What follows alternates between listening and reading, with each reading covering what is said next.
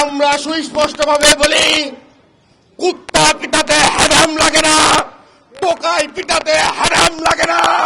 আজকে আমরা জাতীয় নির্বাচন নিয়ে যখন ব্যস্ত, আমাদের নেতা কর্মীদেরকে যখন 64 জেলাতে এই নির্বাচনী প্রচারণার জন্য যখন আমরা প্রেরণ করেছি, তখন আমরা আপনাদের সাংবাদিকদের কল্যাণে আমরা দেখতে পেলাম কি উম্মাদের মতো সন্ত্রাসী কাদায় আমাদের হৃদয়ের স্পন্দন, যাকে বাংলাদেশের 18 কোটি জনগণ হৃদয়ে ধারণ করে, যার দিকে তাকে বাংলাদেশের মানুষ স্বপ্ন দেখছে একটি সুন্দর মানবিক বাংলাদেশ গড়ার, যার চোখের দিকে তাকে বাংলাদেশের মানুষ আশা করে রয়েছে যে বিগত 70 বছর বাংলাদেশের মানুষকে যেভাবে নিষ্পিত করা হয়েছে, সেই বাংলাদেশের মানুষের অধিকার ফিরিয়ে দিয়ে একটি মানবিক সুন্দর বাংলাদেশ গঠন করবে।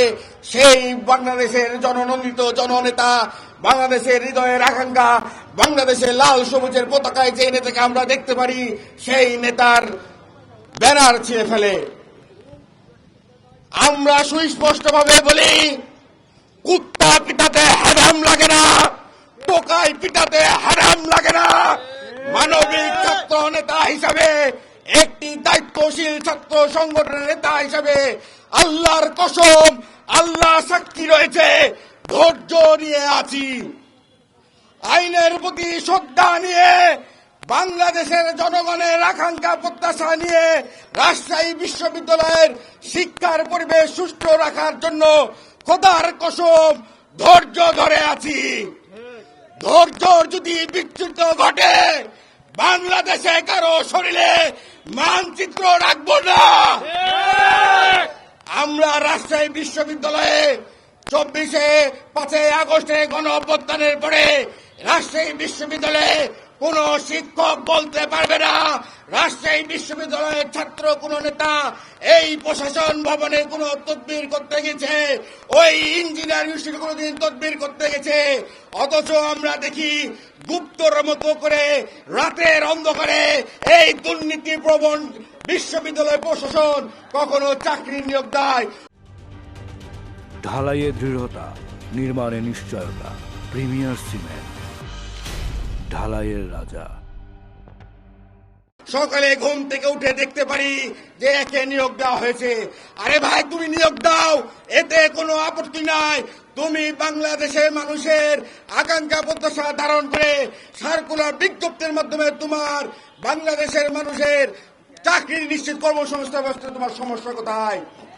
আজকে অনলাইনে খুললেই, বিশ্ববিদ্যালয় পরিবারে ঢুকলেই দেখা হয় শিক্ষার্থীদের হাহাকার, মেধাবী শিক্ষার্থীরা চাকরি পায় না।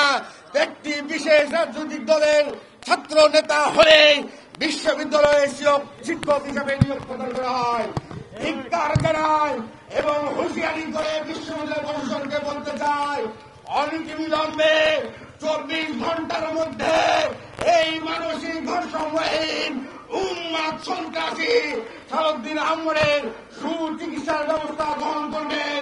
যদি 24 ঘন্টার মধ্যে তার মানসিক চিকিৎসা প্রদান না করা হয়, আমরা ভেবেই নিব এই বিশ্ববিদ্যালয় প্রশাসন, এই বিশ্ববিদ্যালয় উপাচার্য এবং 2 উপাচার্য দ্বয়ের প্রত্যক্ষ পরোক্ষ নির্দেশে আমাদের বিএনপির ভারপ্রাপ্ত চেয়ারম্যান জনাব তারেক রহমানের ব্যানার ছিঁড়ে ফেলা দেওয়া হয়েছে এবং 12 ফেব্রুয়ারি বাংলাদেশের জনগণের ভোটে নির্বাচিত হয়ে আপনার সাথে কিন্তু কথা বলতে আসবো আমি, সুলতান আহমেদ রাহিম।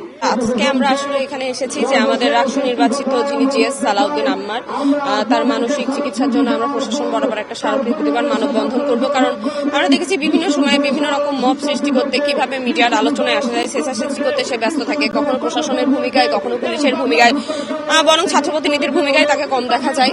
সে আসলে নিজেই সবকিছু করে ফেলতে চায়, সবসময় একটা আলোচনায় থাকতে চায়, যেটা আমাদের কাছে মনে হয় একটা মানসিক রোগ। আমরা অবশ্যই 5 আগস্ট পরবর্তী সময়ে এসে মারামারি কাটাকাটির রাজনীতি চাই না, আমরা গণতান্ত্রিক চর্চার একটা জায়গা চাই এবং সেখানে আমার মনে হয় যে বুদ্ধিবৃত্তিক উপায়ের মাধ্যমে হয়তো এই প্রশাসনের কাছে আমরা তার চিকিৎসার দাবি জানাই। সেও আমাদের বিশ্ববিদ্যালয়ের শিক্ষার্থী সুস্থ স্বাভাবিকভাবে আমাদের মাঝে ফিরে আসুক। একটা ফ্যাসিস্টের পতন করে আরেকটা ফ্যাসিস্টের উত্থান যেন কোনোভাবে না হতে পারে, সেটাও আমাদের প্রশাসনের কাছে দাবি থাকবে এবং আমরা অবশ্যই সকলে সুস্থ স্বাভাবিকভাবে বিশ্ববিদ্যালয়ে যেন থাকতে পারি, বিশ্ববিদ্যালয়ে বিচরণ করতে পারি, সকলে যেন সুষ্ঠু গণতান্ত্রিক চর্চা করতে পারি, তার মাধ্যমে কোনো মানসিক রোগী এসে যেন কোনো ধরনের মব সৃষ্টি না করতে পারে, এই ধরনের আমাদের চাওয়াগুলো প্রশাসনের কাছে রয়েছে। ঠিকানা